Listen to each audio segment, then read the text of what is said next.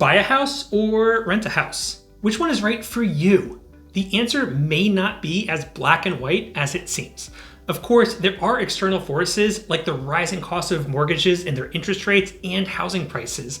But there are a lot of other things to consider when you decide which is right for you and your lifestyle.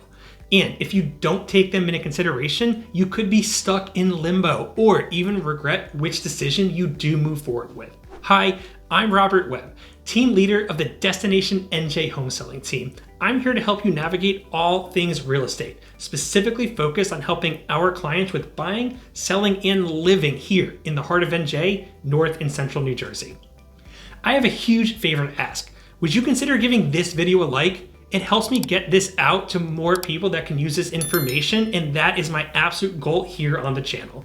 Today, we are going to go over the questions and thoughts about whether you should keep renting or buy a home here in the heart of NJ. This is going to help you make smart financial decisions that align with your lifestyle and not get stuck in limbo of what to do. The first one is going to sound so obvious, but the rest of these are not going to be that obvious, so stick with me. In fact, I would say that number 4 is an incredible tool that I wish I had taken more advantage of when I was younger and would have catapulted my financial growth. Now, let's hop into it. First and foremost, are you even in the financial position to buy a home? Like I said, pretty obvious, right? There are 3 main things to consider when debating if you should buy a home from a pure financial perspective. Do you have the down payment? Do you have the ability to take on the mortgage? And do you have the money for closing costs? If you really want to buy a house and the rest of these questions lead you in that direction, all of these financial obstacles I just talked about have solutions. Let's say that you have the ability to get the mortgage, but you don't have all of the down payment needed. Did you know that you can get a gift from a family member or a friend to cover some or all of that down payment? Or you could borrow against a 401k and pay yourself back over the time, but in the meantime, take advantage of owning that home? Or let's say that you have the down payment, but you can't afford the monthly mortgage. Do you have a friend or family that can co-sign with you? That can help bring more security to the bank. My dad actually helped me with co-signing on my first mortgage. It helped bring down my what's called debt to income, which is just a fancy way of comparing how much money I made in income compared with how much debt the mortgage would be on a monthly basis. As for closing costs, did you know that you could potentially get all of your closing costs paid for by the seller? These are just a few creative solutions, but getting back to the main point, as you consider whether to rent or to buy, obviously finances are going to play a big part. If you aren't in the spot where finances make sense, well, then you kind of have to rent. The decision is made for you. But you also now know what needs to be done should you want to buy in the future. So you have some steps that you can start taking to get yourself in order to buy if that's what you want to do. Next up, you need to consider the timeline. And this is where things get a bit more subjective than the first one. I ask this question a lot and it usually prompts people to think. The question is, what's your plan? Do you plan to stay here in Central New Jersey for 3 years, 5 years, 10 years longer? Or are you planning on looking for jobs somewhere else in the country? Are you looking to escape the suburbs and move to the city? Without having an idea of what your plan is, it can be very difficult to make decisions about the future. And while we cannot predict what's going to happen to us or when the love of our life will come into the picture or that perfect job opening will come up, knowing your plan will at least allow you to make the best possible decision with the best information you have right now. Because if you plan to move in 18 months, then it doesn't really make sense to buy a house right now. The buying and selling costs that you're going to incur simply don't justify the equity that you might gain through appreciation and or loan paydown. On the other hand, if you're going to be here in New Jersey for the next 10 years, because this is where you call home and you have roots down, then it makes a lot more sense to consider buying when you factor in appreciation and loan paydown. Let's assume that you buy an average home of around $400,000. If we were to look 10 years into the future and assume that the market appreciates by 2% per year, because we all know that the last 2 years of appreciation have been ridiculous and are not standard, well, then the results are staggering. Over 10 years, you would gain $98,500 in appreciation and nearly $48,000 in loan paydown. that you don't get when you pay rent. That is over $140,000. But both appreciation and loan paydown ramp up over time. So the longer you're in that home, the more benefit you get from them. So if you plan to only be here for another year or two, the benefits may not outweigh the costs incurred. So you have to decide what is your plan and calculate accordingly. Now, let's talk about peace of mind. If you decide to continue renting, you get a lot of peace of mind knowing that the building will be maintained. You don't have to worry about calling the plumber. You can just sit back and live your life. But what if you want to buy?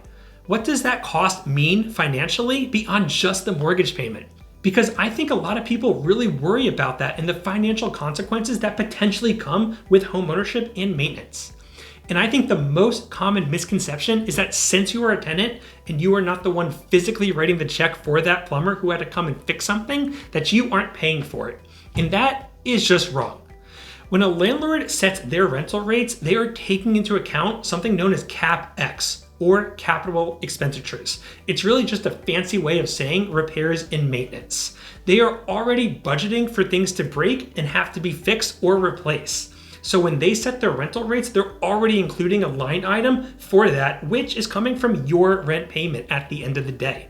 So while home ownership comes with the need to problem solve and have items in your house maintained and serviced, and that of course expends peace of mind, whereas you could just call your landlord and have it taken care of it, which one is worth it to you in the end? To me, I chose home ownership, but I purchased townhomes where I get the benefit of owning a home and the pleasure of paying my HOA. They then worry about the roof, the siding, the drainage, the snow removal, the trash removal. And while I do pay a small premium for this, it is a nice hybrid solution that works for me. But you need to decide, what is peace of mind worth to you? What is your problem solving skills and skill set like?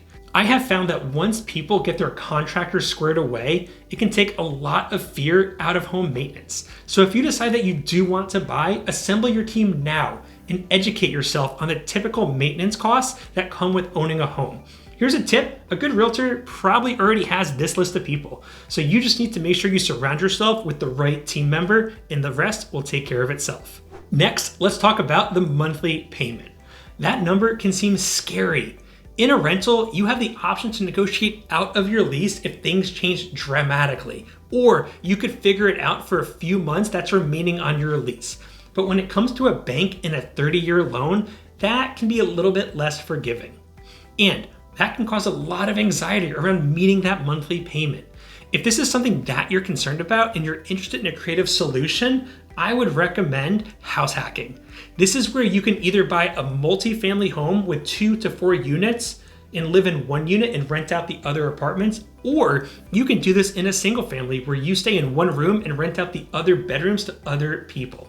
This can dramatically increase your personal output on a monthly basis. And even though you are the one paying that mortgage, you are subsidizing it with the rent checks from your tenants. Let's say that you go and buy a townhome for around $450,000, where right now the current interest rates are 6.5%, taxes of $8,000 a year, and an HOA payment of $300 a month. Let's also assume that you put a 10% down payment on the property. All of this would add up to a monthly rate of $2,883. But let's assume that you bought a 3-bedroom and you're living in one of them and renting out the other 2 for $1,000 a month. Even though your monthly payment is still $2,883, you are now subsidizing that by $2,000 a month that you're getting from those tenants in those rooms. And your payment that's coming out of your bank account is only $883. Wow, that's $24,000 a year that you're keeping in your bank account. And with 1-bedroom apartments costing anywhere from $1,500 to $2,800 a month, why wouldn't someone want to save money renting a room from you? This is definitely something I wish I had taken more advantage of when I was younger, and it definitely would have helped catapult my financial situation. Finally, the last question I want to bring up is, how much do you care about being creative with your space? Of course, you can always decorate an apartment or a house with furniture and knickknacks, but can you paint the walls? Can you remodel? What about changing out light fixtures and hardware?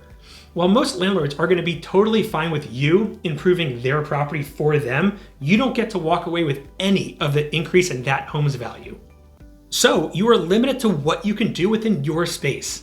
I am a very creative person when it comes to houses, and the environment is important to me. I want to be able to paint the walls the color that I want them to be and make a space look how I imagined it.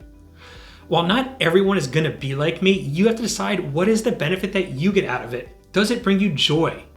Or is it really not your thing and you're fine living wherever as long as it works for you and the rest of your lifestyle? But another part about this is pets. A lot of landlords don't allow pets, and the ones that do typically charge more for them. These are just some rules in place that get shattered when you buy a place of your own. That's all I got for you. I hope that this helped you think about what is truly important and what you want out of your home. There are good reasons to rent and good reasons to own. And if you want to get started working with me and my team here in the heart of NJ, buying or selling a house, I want to invite you to click the first link down below in the description and learn more about us. If you want to then have a chat with us, we would love to learn about your needs, what you're looking for, and how we could help.